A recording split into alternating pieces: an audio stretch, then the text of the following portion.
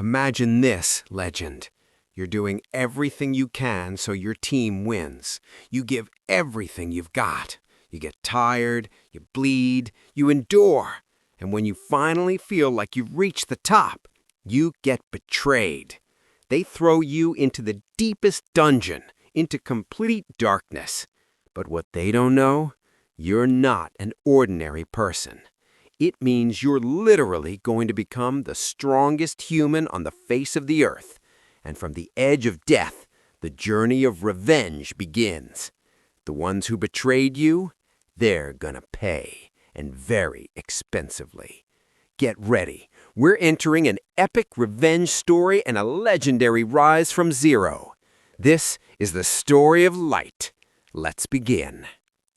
The story starts in a strange and magical world, a world where 9 different races live.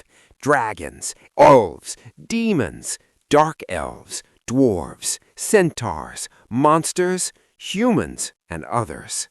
Among all these races, a human adventurer is born named Light, a simple young man from a small village, but inside him is a big dream. He wants to give his family a better life, to prove to himself that he can change his fate. One day, he said goodbye to his father and his siblings. He told them, "I'll come back strong, rich, and I'll change everything." And he left. After a long journey full of dangers, he arrived at a big city for the first time in his life. People were pushing him right and left, but he kept going, determined. Finally, he reached the Adventurers Guild, the place where everything begins. He entered with hesitant steps and went to the receptionist.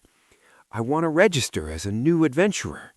She smiled and said, "No problem. You'll start at rank F. That's the lowest rank, and everyone starts from the bottom." Then she asked him, "Do you have any special ability that could raise your rank?"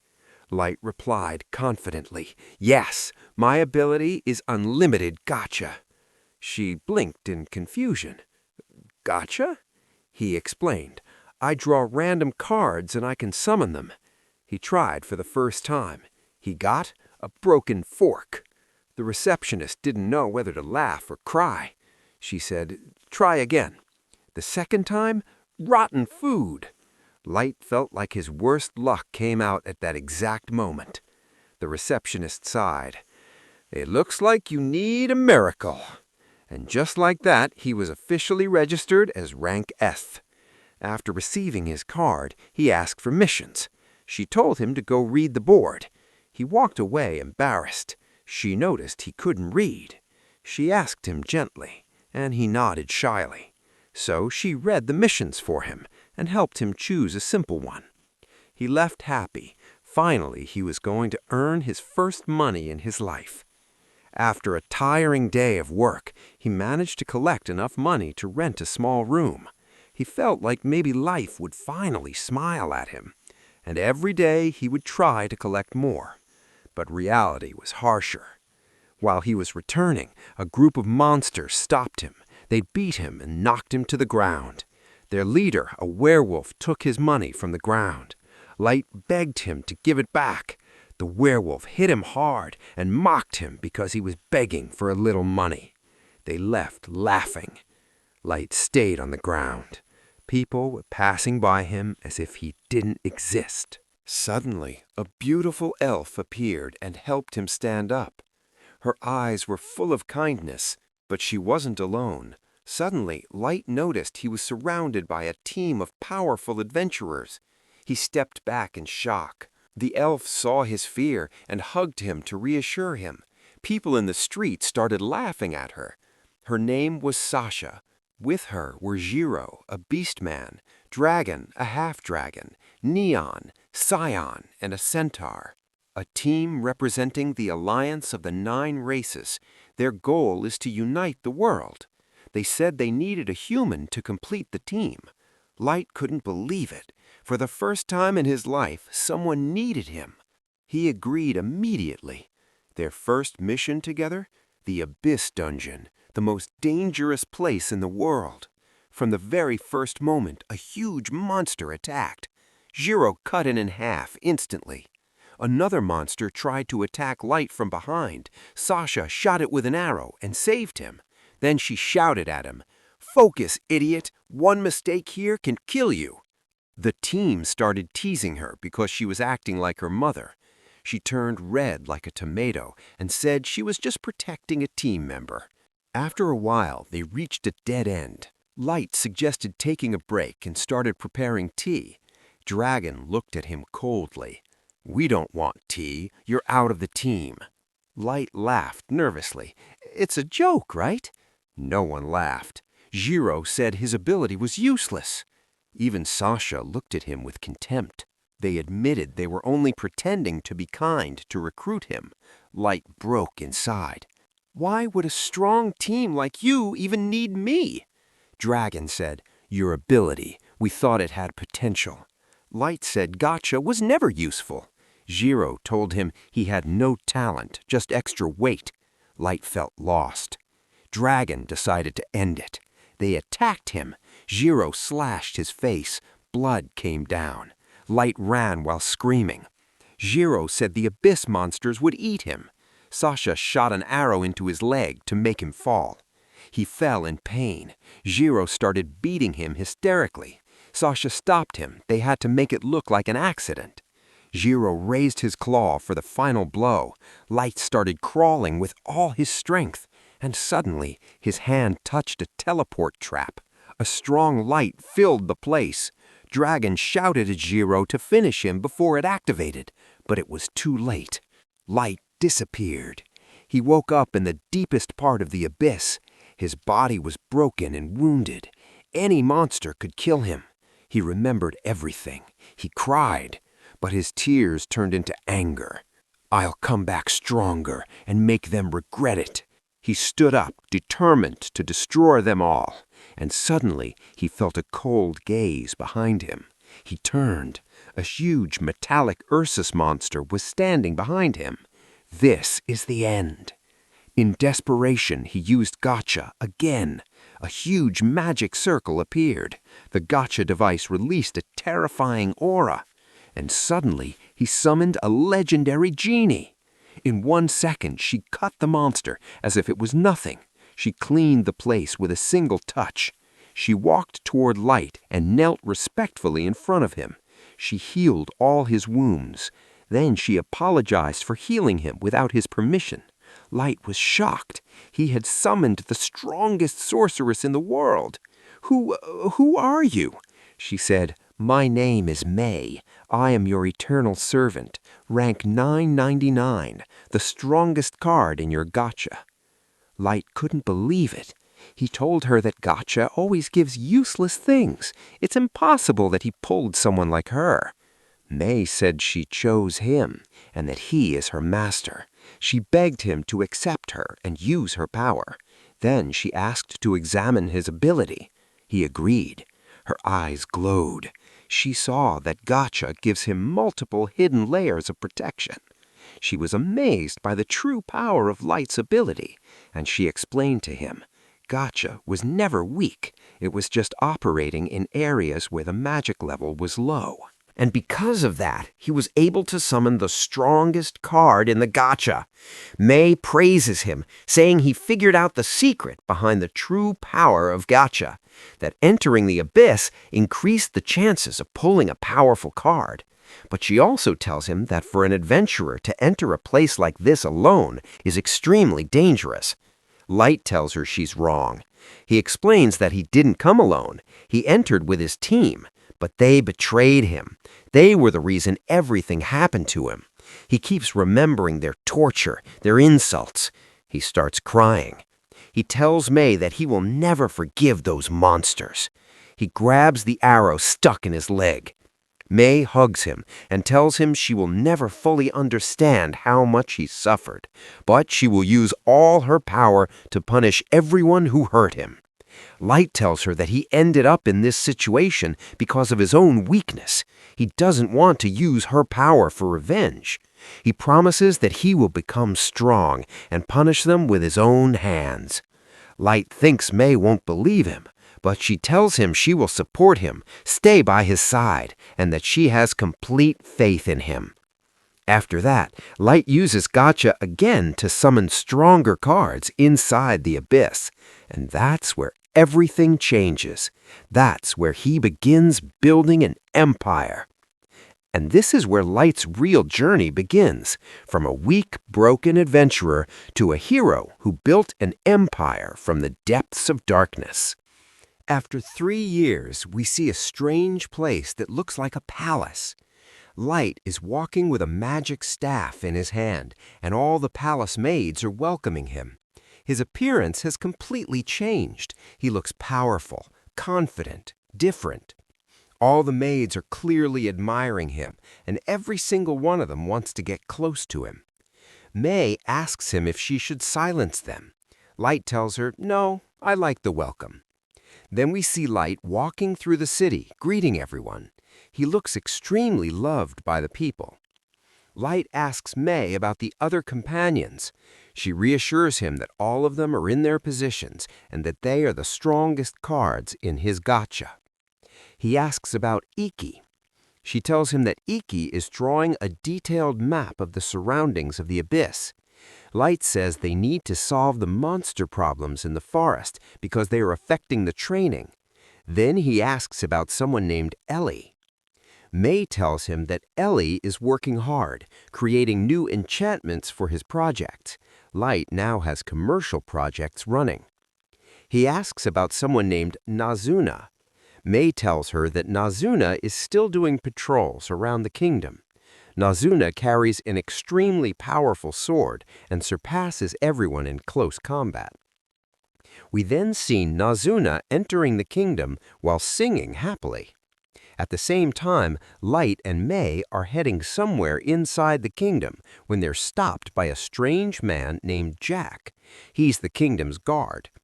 Jack says, "Finally, you're here." May clearly doesn't like him and tells him, "Watch your tone when you speak to Light." Light tells her, "It's fine, I forgive him." Then Light says, "All right, it's time for training." Light and Jack are standing inside a huge cave. Light attacks at full speed and lands a strong punch to Jack's stomach, but Jack doesn't move. He says, "Easy there, if I wasn't made of iron, I'd already be dead." Then they start exchanging heavy, powerful blows. On the other side, Nazuna is in the kingdom, full of energy and happiness because she successfully completed the mission Light gave her. All the maids admire her and ask her about the new patrol locations. She says she still doesn't know. They tell her to go to a certain place. It's secret. None of the maids know anything about it, and no one is allowed to go near it. Nazuna becomes curious. She says, "Show me." Nazuna knocks on a giant door. May opens it. She's surprised to see her there. May says, "This is Light's room. What are you doing here?" Nazuna replies, "I'm just doing a normal patrol inside the kingdom." May asks, "Then why did you knock on Light's room door?" Nazuna gets embarrassed and responds, "What are you doing inside his room? Isn't he supposed to be training with Jack?" May blushes and says she was cleaning while speaking. Nazuna ignores her and walks into the room. She notices that Light's bed is messy. She says, "Yeah, looks like the cleaning is going well." They continue talking. Nazuna tells May that she received a message from the maids. The content of the message is that the maids are planning a rebellion against her. May tells her she'll handle it. She gives Nazuna some money as simple compensation. Nazuna gets happy, and May tells her, "If you need anything else, call me." Nazuna leaves singing and heads to the market to buy some things. She sees Iki sitting somewhere and asks her, "What are you doing here? Aren't you supposed to be inspecting the forest?" Iki keeps making cat-like sounds. Nazuna doesn't understand her. She says, "If you need help, I can come with you and destroy everything." But then she thinks, if she goes with her, there won't be a forest left. Nazuna gets excited and says, "I know you faced a terrifying monster. Next time, I'll come with you and finish it."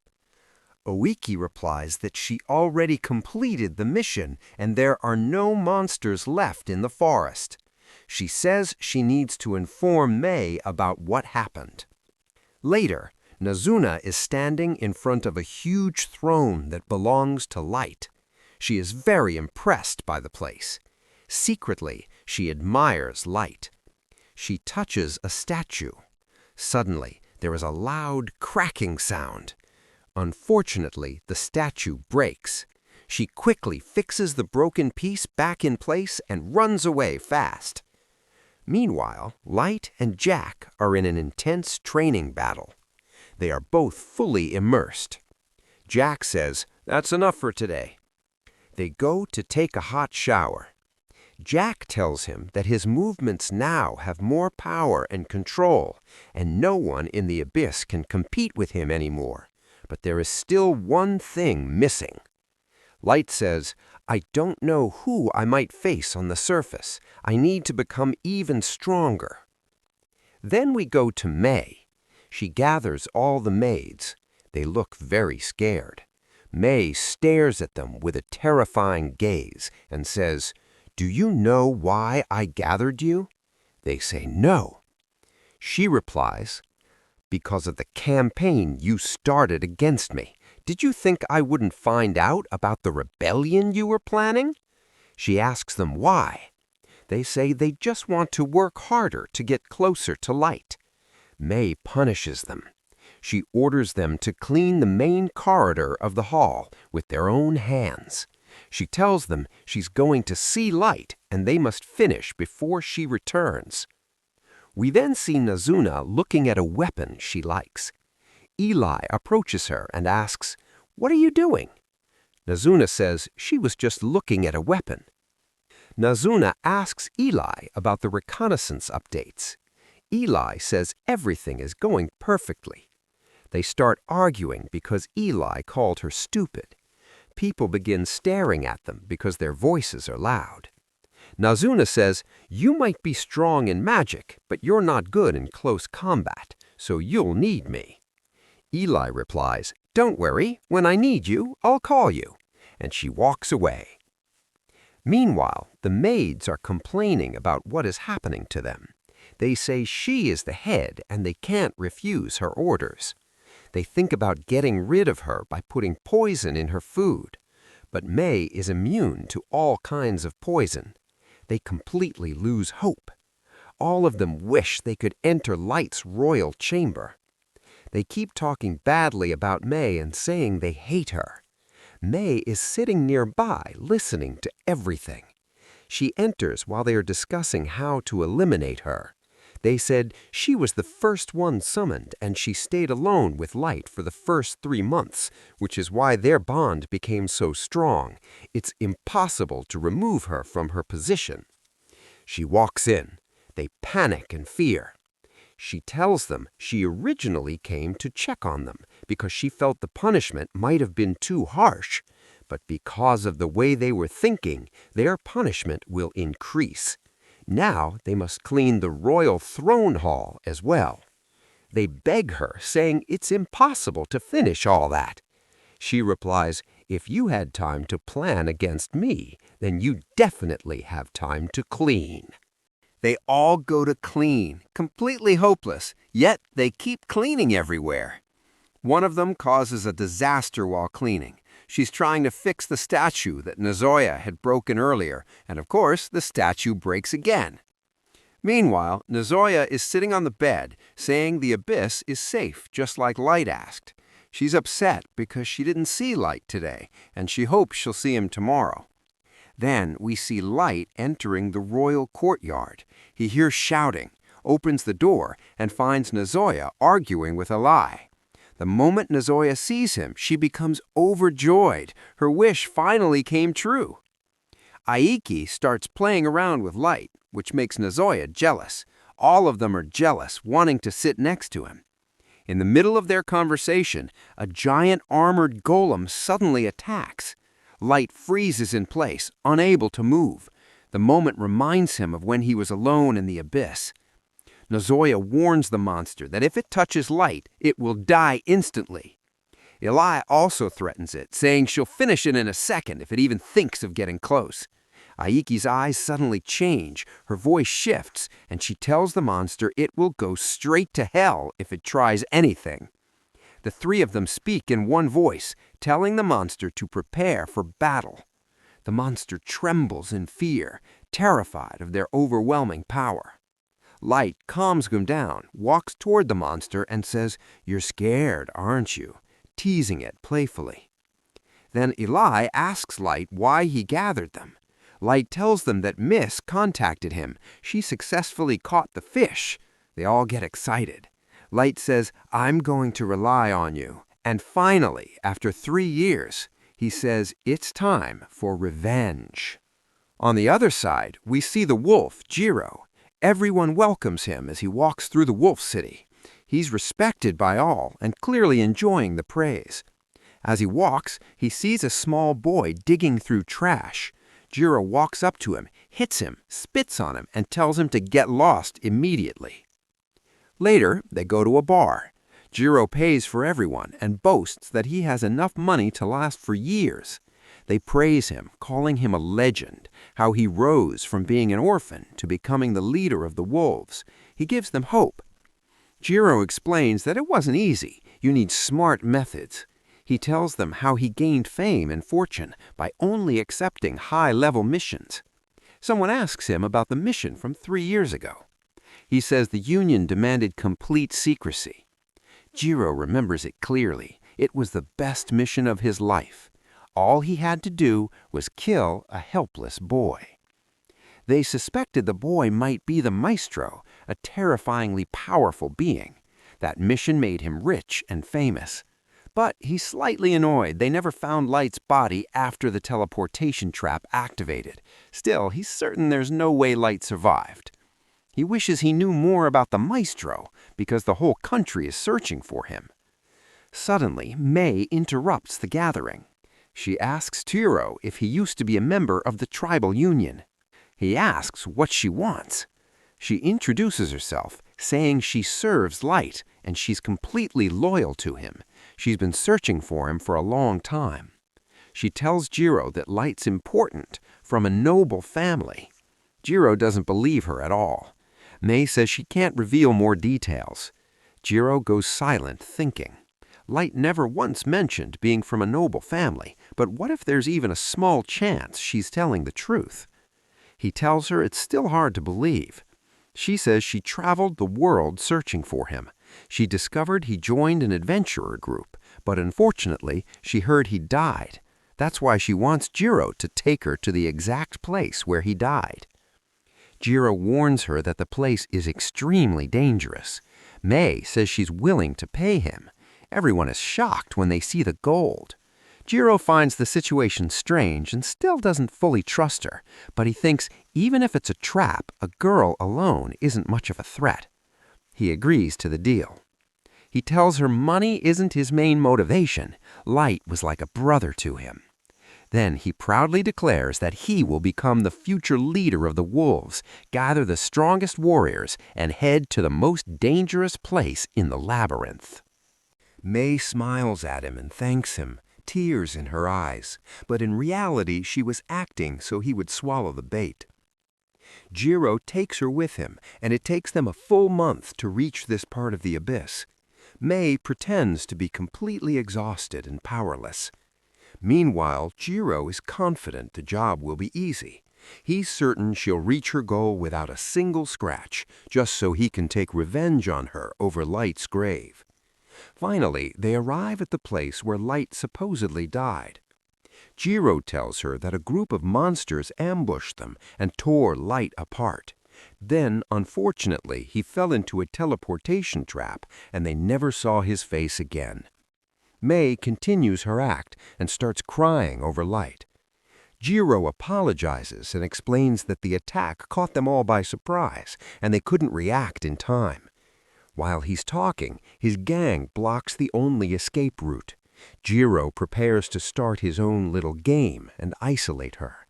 But suddenly, while crying, May says her heart truly broke for Light.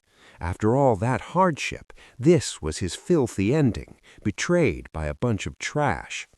She says he was beaten brutally until he was on the verge of death, and she wishes she had entered his service a little earlier. Suddenly, Jiro steps back, shocked and afraid. He asks her nervously, "How do you know that?" No one knows that story except a very small number of people, members of the tribal union and a few major figures from each country. He asks her, "Who are you? And who exactly are you working with? Is another tribe spying on me?" One single look from May trembles everyone. Jiro doesn't understand what he's feeling toward her, but he tries to convince himself she's just a human girl, just something to have fun with and then get rid of. But something isn't right.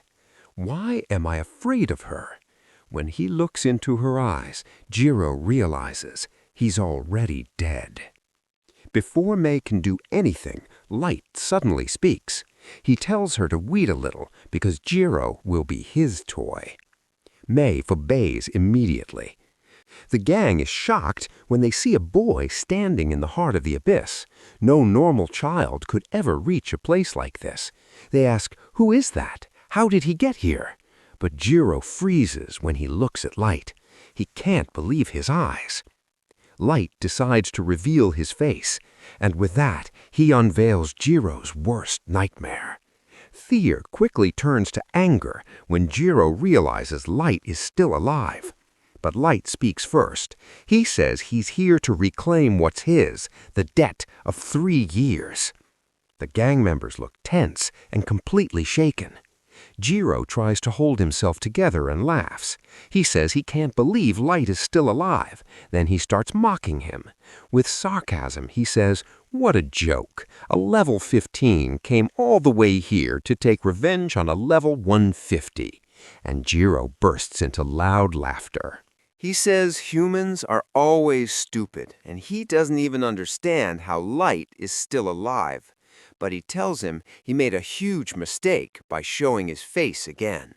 He adds that if he returns this time with his corpse, he will surely become the king of the beasts. Light is shocked by his stupidity and asks how he's still alive after everything that happened.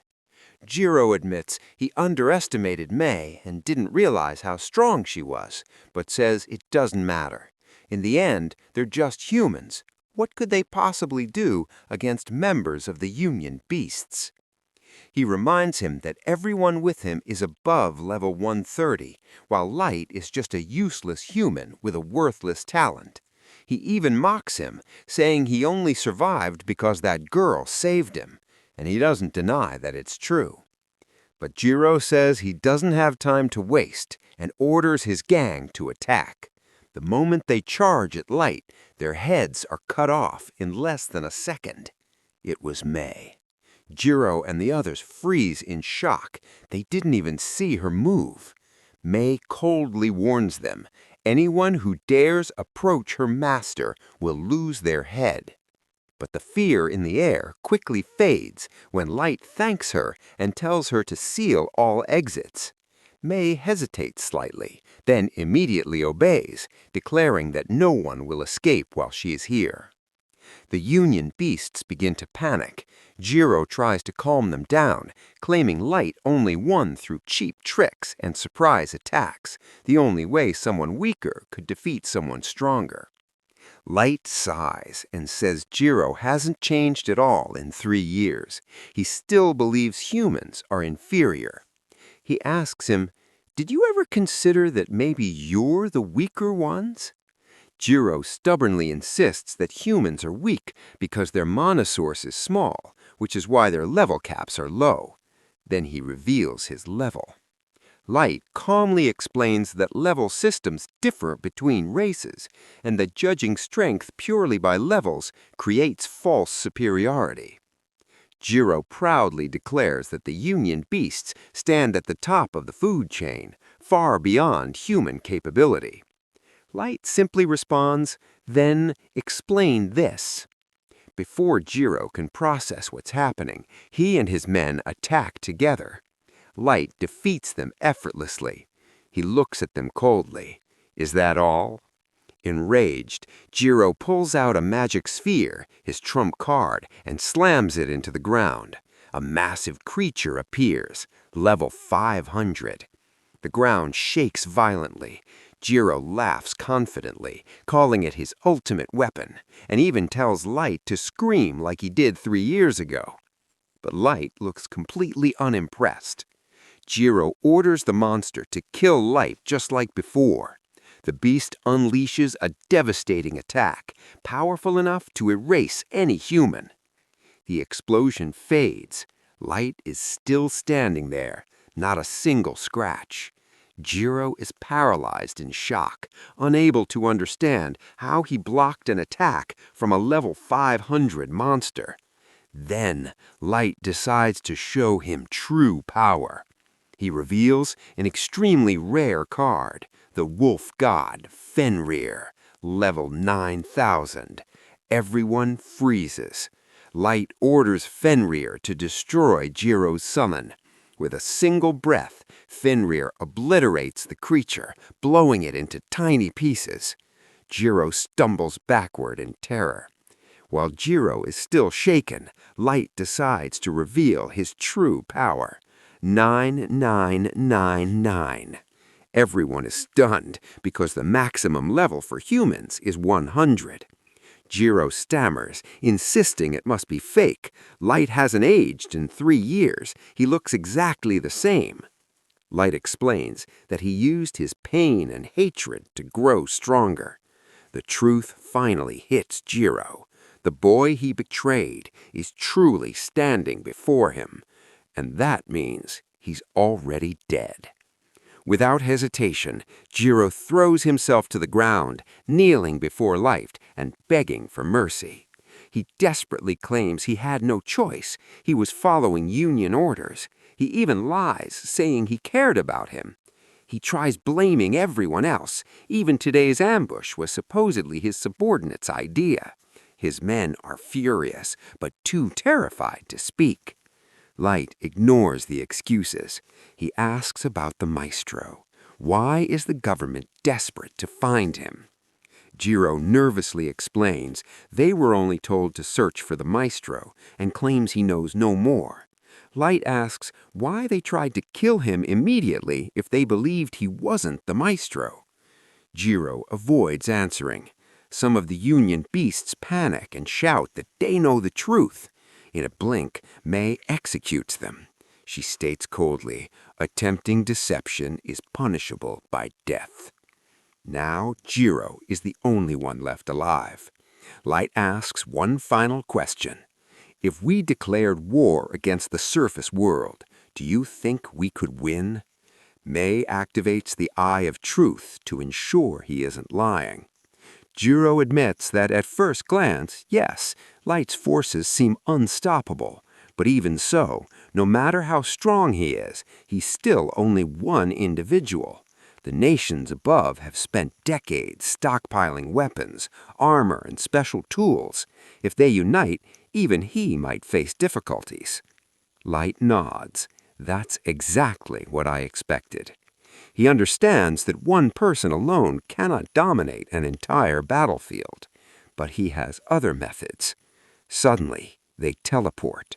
Jiro opens his eyes. He's inside a massive palace. An enormous army stands before him. Dragons, demons, spirits, beasts, servants, countless races, all kneeling before Light. Many of them level 4,000, 9,000, Nazoya, May, elite generals. This is what Light built in 3 years.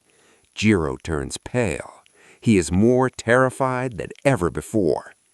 Light smiles and repeats the question. Do you still think you could win? Jiro cannot even speak. Light tells him he has earned a reward, a quicker death. At that moment, Jiro realizes something horrifying. The tribal union did not create this monster.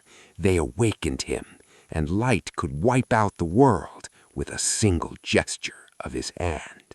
And that concludes Part 1. Don't forget to like and subscribe to the channel.